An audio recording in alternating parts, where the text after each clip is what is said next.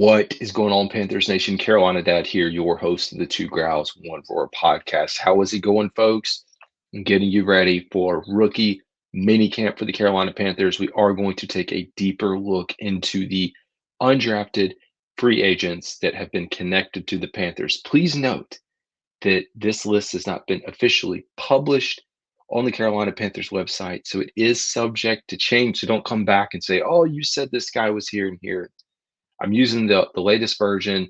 We're going to go through, get familiar with these guys so that you're prepared, have a better understanding. We're going to jump right in, folks. But before we do that, please hit that subscribe button if you're here. Subscribe, like, comment, follow, all that fun stuff.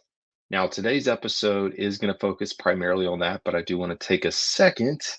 I'll share my screen and give a shout out to everyone that follows on Panthers Twitter, X.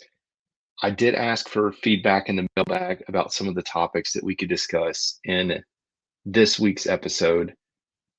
I'm not going to be able to make it through all of these, but there are some good ideas that I'm going to take away for a future episode. One of those, Deontay White said, favorite offensive and defensive coordinator that we've ever had in Carolina.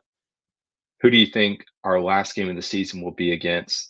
I guess I can actually do that one now. Last game of the season, I'm guessing, is going to be a division rival. We finished with Tampa. Let's go.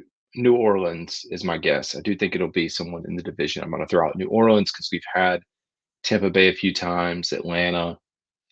So we'll do that. But I will talk about favorite offensive and defensive coordinator in a later episode. I'll schedule that. Ideal schedule to get the team off on the right foot. We will look at that at the end of this. Predictions on the running back room with the addition of Rashad Penny. Sure, happy to digest that. So we'll talk about that. Like Jace Jordan's comment, let's talk about optimism over pessimism and how awesome Bryce is going to be. That could be its own segment. I'm not going to be able to do that today. And who we believe will make the 53-man roster. I kind of had iterations of this, but considering there's so much going on right now and I want to get through the undrafted guys, I will save that for another episode. Without further ado, I'm gonna jump right in, folks, because why not? We're gonna take a look at the guys here and get you prepared. And one thing to talk about with rookie minicamp, you're probably going to have 60 to 70, even 70 plus guys out here. You have a few guys that are already on the roster that are going to be out there. Your rookies, and again, that includes guys you drafted, undrafted free agents, and then tryouts. You'll also have veterans. So it's going to be busy. I just looked at the Kansas City Chiefs. They just had their rookie minicamp, and I was like, hey, let me just go out and see what that looked like. And they reported 78 players, and one of those tryouts actually ended up making the cut. So there you go, something to look at. Now, Jake Plummer, quarterback out of Louisville, he spent, before his time at Louisville, 1 season at Cal and 4 seasons at Purdue, one of the super seniors.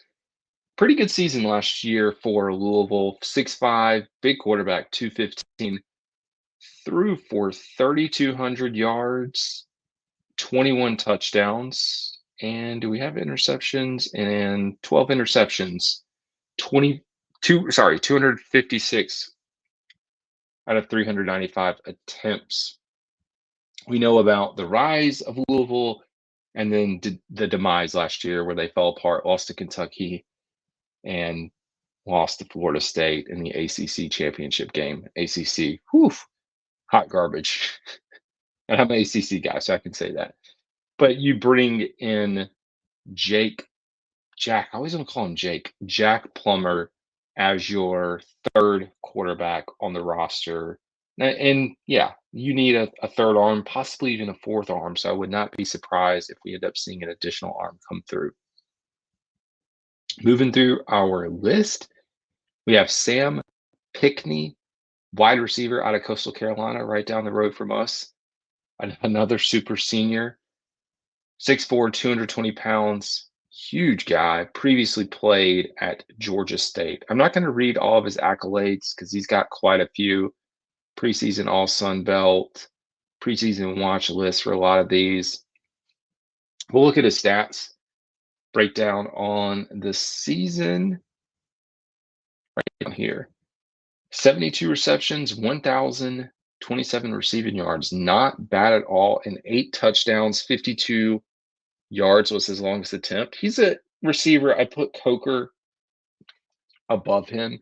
Like if I'm picking guys that are likely to make it out of this group of undrafted guys, I think I take Jaylen Coker, but also like Sam Pickney, and wouldn't be surprised if he is competing for a spot here. So some pretty big games. 1, 2, 3, 4 games with over 100 receiving yards. So there you go. And again, if these guys end up signing, I'll do my full 90-man breakdown with all these guys. It'll come later in the summer. Taylor Upshaw, edge, graduate student, 6'5". Guess we don't have weight on here. That's okay. He was an all Pac-12 honorable mention, a Reese's Senior Bowl watch list, started all 13 games on the defensive line for the Wildcats, led the team with 8.5 sacks, tied for 4th in the Pac-12, made 31 total tackles, 16 solo, 15 assists with 11.5 tackles for loss, tied for 3rd in the Pac-12, which was tied for 3rd in the Pac-12. And I'm not going to read through the entire list. Again, a lot of stuff to get through, but hey, there's your edge. I know we didn't draft an edge, and I don't know that I necessarily think picking someone up as an undrafted free agent is the way to go. But we've seen undrafted guys make the roster, not just here, but across the NFL. And I like the impact that this could have for the Panthers. Moving on to the favorite out of all these guys to make the 53-man roster, in my opinion. It's very early, but I would say he definitely is the favorite. Jaylen Coker, 6'3", 213 pounds. If you have not had a chance to watch the Panthers Nation podcast, they interviewed him. I think with like undrafted guys, they have a choice of where they want to go. Of course, they want to get that contract, get the money. Why not? He chose to come here. I think part of that is he does feel like he has the ability to compete and make the roster. He's, from all accounts that I've read, the favorite to make the roster, and even seeing some playing time. But yeah, 6'3", 213. He's the all-time leader in touchdown receptions, all-time leader in receiving yards for Holy Cross single season, program record for touchdown receptions in 23. Walter Payton Award finalist. The awards go on, but let's take a look at his stats. 1,000 receiving yards, 15 touchdowns, 59 receptions, big playmaker. I saw one game where he threw a touchdown pass, caught a touchdown pass. Highlights are rolling. Decent game. Again, smaller school here, but at Boston College, 5 for 53, dominated Yale.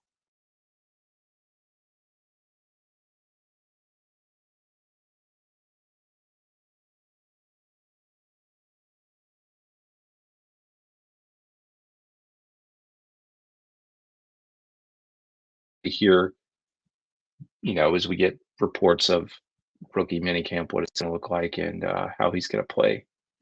Let's move down the list, and I'm going to misenunciate this.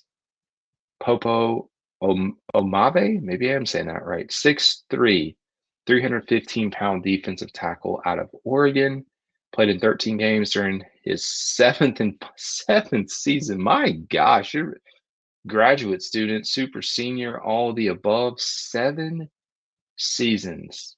Man, dude has been in college since 2017. That's a long time, man. Like I would go crazy. I love the game of football, but I'm like, I gotta get out of here. Get out. Like, good for him getting his master's degree or graduate. Freshman in 17, redshirt, sophomore, junior.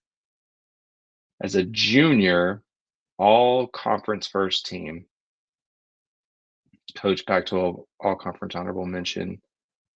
Breakout year in his 5th year with the program.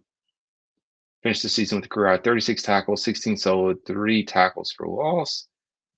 Yeah. But yeah, let's go back to what we did. Made at least 1 tackle in 10 of 13 games. Again, interior defensive line, unless you're Derek Brown or you're a monster, you're not going to be looking to get a lot of tackles out of those guys. Helped Oregon rank 9th nationally in scoring defense, and kind of just throwing out all their stats there. Earned a 71.6 overall grade from PFF, as well as a 71.8 pass rush grade. Why don't you just say what he earned as a grade from that coaching staff that actually judged him? Y'all know I'm not a big PFF guy. I guess one day I'll come around to it. Let's move through. And now we have Willie Drew. Sorry about that. Willie Drew's 6-foot even 185. Now with these measurements, these are reported from the school's websites. We know how that can be deflated, inflated. Speaking of deflated and inflated, the Tom Brady roast, man. I hope y'all had an opportunity to watch that. That thing was freaking hilarious. I watched it with my wife. It was good. She loved it as well. Graduate student, previously played at James Madison. It looks like we don't have a bio. What kind of production did we have? Sorry, what? Or what do we have here? Because this isn't very clear. On the defensive side of the ball, it's like, yeah, cornerback. For a second there, I was looking for receiving stats. So 28 tackles, 6 assists, solo, 34 total, 2.5 tackles for loss, 1 forced fumble,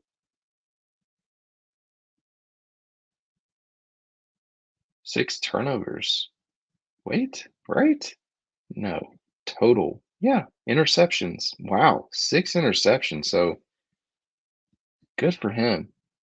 2 interceptions, but no yards. I guess he fell down because of college rules. Oh, hey, there you go. Throw your cornerback in there, decent size. Let's see if there was anything else. Just had to go through. Yeah, defensive back corner. That was just a weird the way that was there. Next up, we have Derek McLendon, outside linebacker edge, 6'4", 250, out of Colorado, graduate student. Hometown Decatur, Georgia, was at Florida State. Played in all 12 games, starting in 2. Recorded 14 tackles, 10 of which were unassisted. Had 1.5 sacks, 2 quarterback hurries. So yeah, not a ton of production. Transferred over. I don't know that I've had big expectations for him if he wasn't even starting there in Colorado, and that defense was not that great. So, hey, let's talk about someone maybe you will be excited about. Andrew Rame, offensive lineman, center, 6'4", 305, out of Oklahoma. Started 29 out of 43 games. All 29 starts were at center. In 23, he was a second-team All-Big 12 selection, named to the academic Big 12 team, earned at least 1 vote for Big 12 Offensive Lineman of the Year. Started all 12 regular season games at center. Allowed 3 sacks on 469 pass rush blocking attempts. According to PFF, like, why do you have to go according to PFF? Like, do you have coaches that pull this data and watch the film? Could you just not say according to us? I don't know. 2022, he was an academic Big 12 honoree, gained honorable mention all Big 12 honors, started his first 10 games at center before missing the last 3 due to injury, 700 snaps, and 2 sacks on 358 pass blocking attempts. Second team All Big 12 selection by the Associated Press in 21. So I'm excited to see, as we talk about center with Austin Corbett, Brady Christensen, having an Andrew Raymond as a sleeper to possibly make the roster, but at least having someone who's played center, always a good thing, right? Always a good thing to have. We move on to Deshaun Gaddy Jr., cornerback out of Ole Miss, 5-year player, 6'1", 190. Previously was at North Texas. He saw action in all 13 games, 9 tackles on the season with 3 pass breakups. That's not a lot of production. Versus Mercer, made 1 solo tackle in his Ole Miss debut. Yeah, okay, now we're just getting into so it doesn't look like a ton of production just based off what we had here. But hey, some guys don't thrive in college and find another level or another gear once they make it to the NFL. So yeah, 13 games, 5 solo, 4 assists, 9 total, 3 passes deflected. Not a ton of playing time here. So another guy that I'm like, I don't know that I'd have very high expectations. We have another offensive lineman here, 6'5", 315, Jeremiah Crawford, University of Tennessee. Previous school was Butler Community College. Remember Last Chance U, out of Kansas. Good for him. Dependable offensive tackle who played 3 seasons with the Vols after coming from the junior college ranks, was part of the starting rotation at tackle for his career, played in 30 games and made 13 starts with 9 at left tackle and 4 at right tackle. Saw action on 952 offensive snaps in his first 2 seasons combined. Arrived on Rocky Top in 21 as one of the top JUCO players from Kansas. I love how they were very specific. Top JUCO players from Kansas, not just top JUCO player. Had to be top JUCO player from Kansas. 23 senior, 5th year. Yeah, talked about his stats. So, hey, guy who's played some football. Offensive line always helps to have those bodies. I think the offensive line itself, at least who we have there today, is a lot better than last year. It should be, and we can only hope that we see improvements going forward. We have Damani Richardson, 6'1", senior, bleak cornerback or safety. I hate how it doesn't. That's cool. Tells you how to pronounce it. Guess it doesn't work. 2021 PFF. Okay. 2019 SEC All Freshman team. All right. 23, he was 5th year, started all 12 regular season games, served as a season-long captain, team captain. Okay. Was third on the team with 59 tackles, adding 4 hurries and 3 pass breakups, had 3 solo tackles and a hurry in the season opening win over New Mexico. Okay, just kind of getting into the whole stats. Let's look at his career. Okay, okay, there we go. It's loading. Interceptions, 4 interceptions throughout his career. We know he didn't have one last year. No touchdowns. Defensively, pretty consistent there with total tackles. I can see why he was up there his freshman year. 71 tackles, 1 interception, 3 pass deflections, forced fumble. No, production kind of fell off there, but like I said, let's get some help. So yeah, I mean, in a team captain, guy who's been playing a lot of football. I know Texas A&M wasn't great last year, but looking to see what he can do. No, I don't want to stay connected to Mountaineers football. Sorry, guys. I've got my team. All from Clayton. Devin Carter, wide receiver. Look at the he played at NC State. 6'3", 214. Again, we've just advanced with Twitters and Instagrams and all their stuff. Played in 12 games, 9 starts, long catch against Cincinnati. Was a 20-yarder, grabbed his 2nd touchdown of the season, Oklahoma. Let's check out his stats. 27, not bad. 27 receptions, 501 yards, 2 touchdowns. Not a ton of production, but not terrible. Let's go. Just because, receivers the hot topic for us. Selection 9 games, 25 catches, 106 yards, 2 touchdowns at State.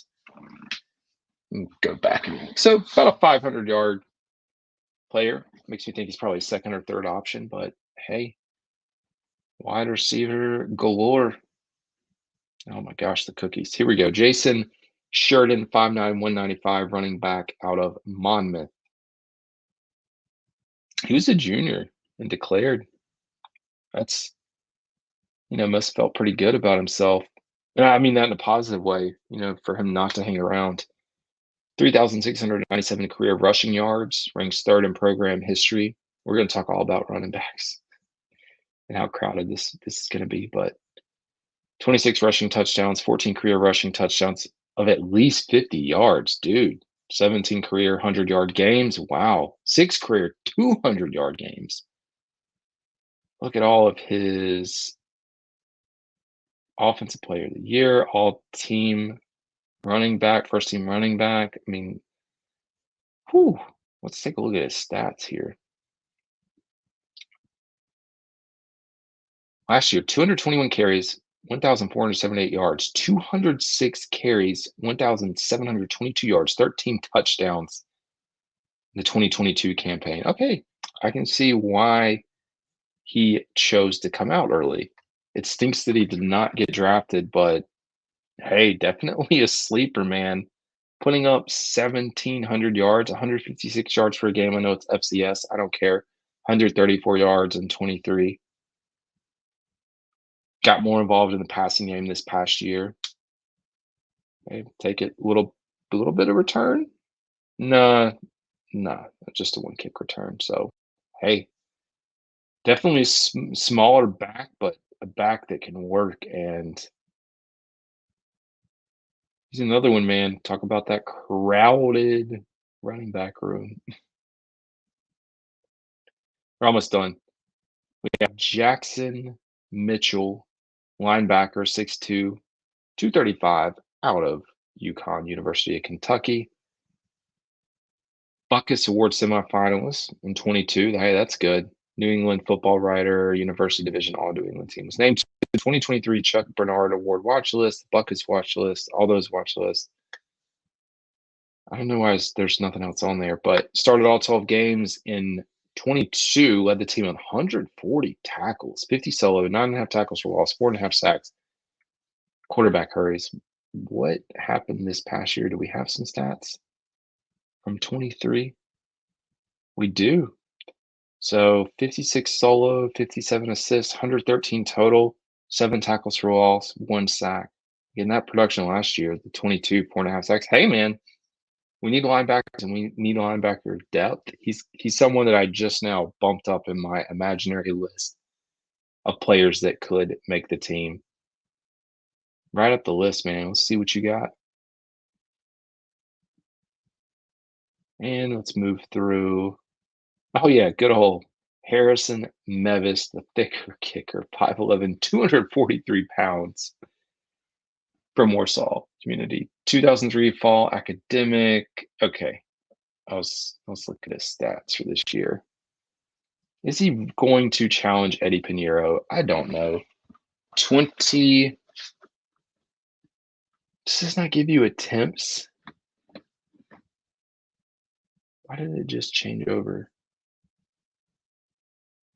So 24 field goals made, 45 PATs. That's just points scored, but I really wanted to see his.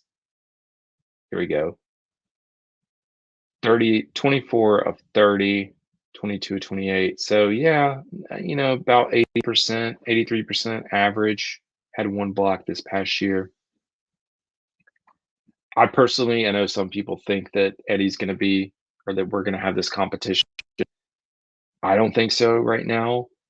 We did hear Dave Canales and Dan Morgan say, like, now is the time to bring in kickers just so you get familiar and understand and are prepared with if there ever is a situation where kicker goes down, like we saw with Matthew Wright last year. All right, got another offensive lineman, Christian Duffy. 2 more. 300 pounds, 6'5", senior, 2023 second team academic. I like that. Saw time in 49 career games. That's throughout his career. 41 starts, including a streak of 35 games. Nice. Played in 10 games with starts in each of the final 6. Was not flagged for a penalty. Helped the Wildcats rank in the top 10 in school history in 32 game or season categories, including a school record 30 passing touchdowns, number 2 ranking in offensive yards. I dig it, man. More offensive line help. 1, 2, 3, 4. These. Keep it moving, and I'll record this at like 11 o'clock at night. So sorry for the yawn. Okay, Kenny Dyson, Jr., 6'3", 235, defensive end edge, junior, another junior that declared early out of King School High School.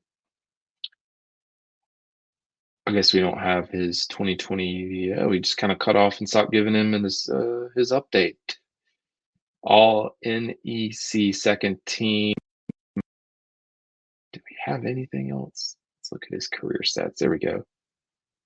28 tackles, 8 assists, 36 total tackles, 9 sacks. So, wow. So lots of production there. 10.5 tackles for loss. I like it, man. Again, another edge player to help us out, or at least potentially help us out. That does it, folks. That is a wrap on your undrafted free agents that are going into, at least reportedly, going to be at rookie minicamp. We know there's going to be a ton of others. So with all the news that comes out of that, you know that I will keep you updated with the latest and greatest. Now, let's get back to the question. So we have a question that was the ideal schedule to get the team off on the right foot. I was thinking about that and a few thoughts. One, I personally don't want to play the Bucks, Saints, or Falcons in the first week. Now we played Atlanta last year to open the seasons. I'm just not a fan of that. Let's look at. I had to go back and try to pull up the. Anyways, let me share this, and we'll try to reconnect here. Give you my answer to this. So these are our opponents.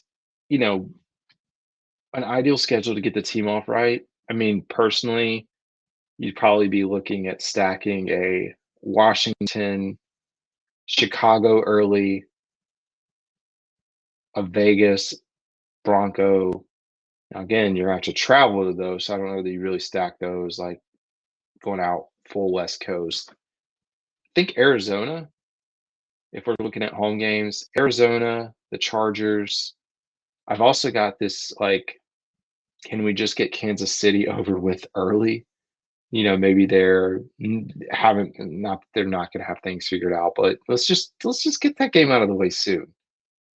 And then maybe towards the later part of the year start to build. I'm okay like past week 1 or 2 getting into some of those division games, Falcons, Saints, Bucks.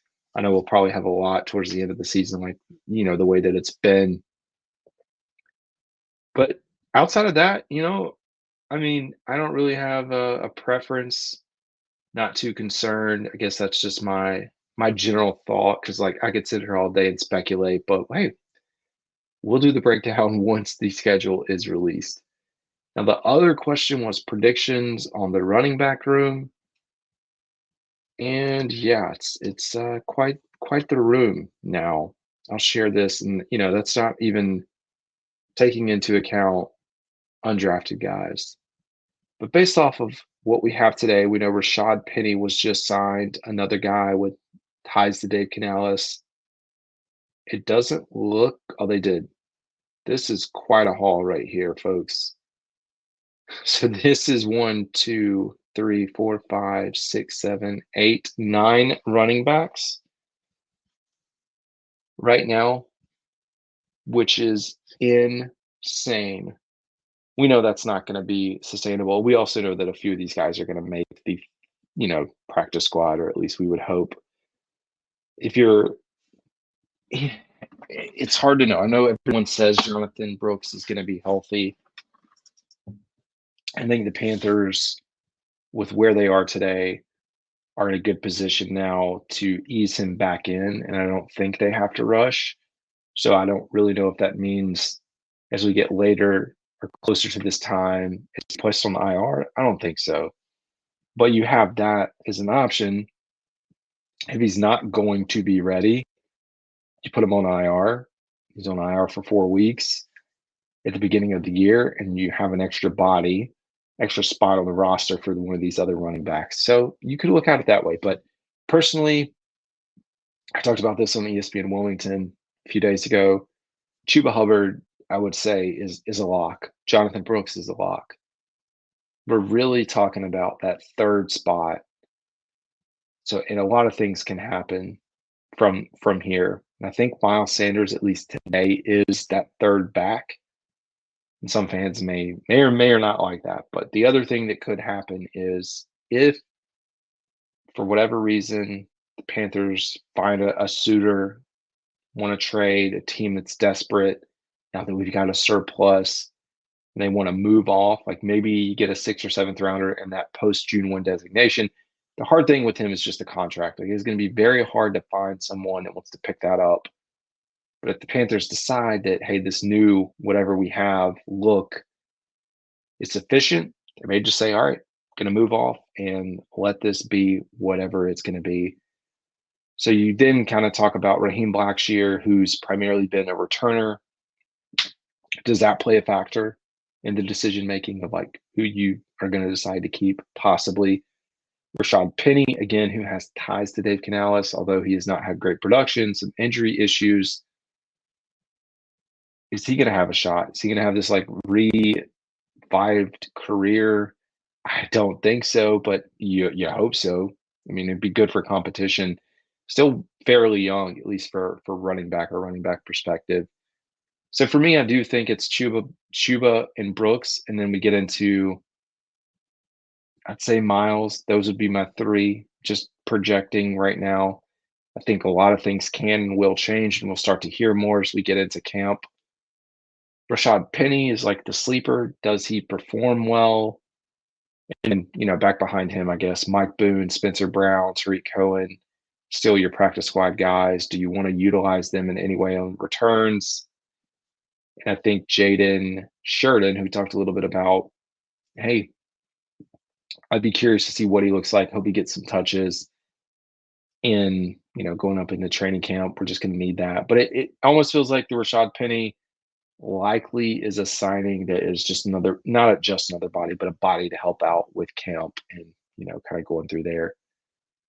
But man, what a busy show. Every time I come on here, I'm always like, well, I may have something to talk about or I may not.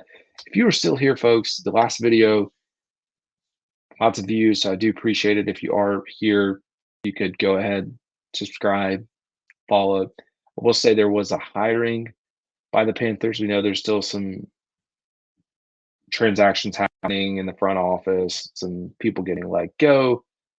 Trying to pull up, sorry, I bookmarked my tweets to make it easy.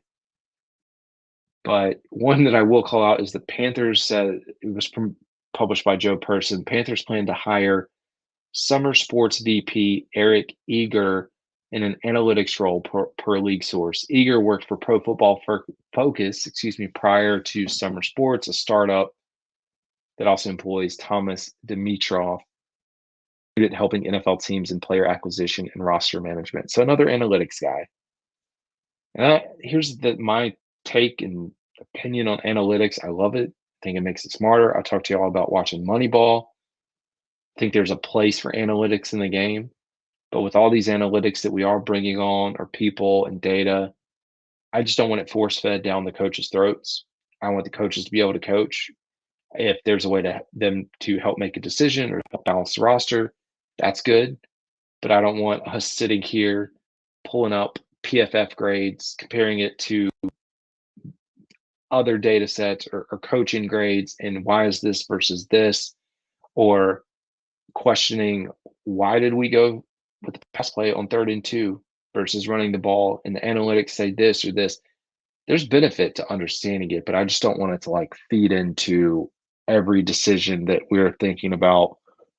It's like University of North Carolina, and Mac Brown. I don't even know the guy's name that follows Mac with that big book of like, oh yeah, this is the decision you should make in this case. Like, dude, you're a coach. You've been doing this your whole life. Make a decision yourself. Like, and I get it. It's good to know like what usually happens, but this is football, man. It's an odd oblong egg ball that bounces, and that's just the way this whole thing goes. Anyways, one thing I did see with people talking about Eric being hired is I guess he had some interesting takes on Bryce, and now he's deleted all those. Guess you cleaned up a little bit, but he does have a PhD in mathematical biology. What kind of math and biology was it? I don't care. From Nebraska, played Division II football at Minnesota State, Moorhead. All right. Well, folks, that is going to do it for me today. This is Carolina Dad. I appreciate y'all tuning in. Y'all have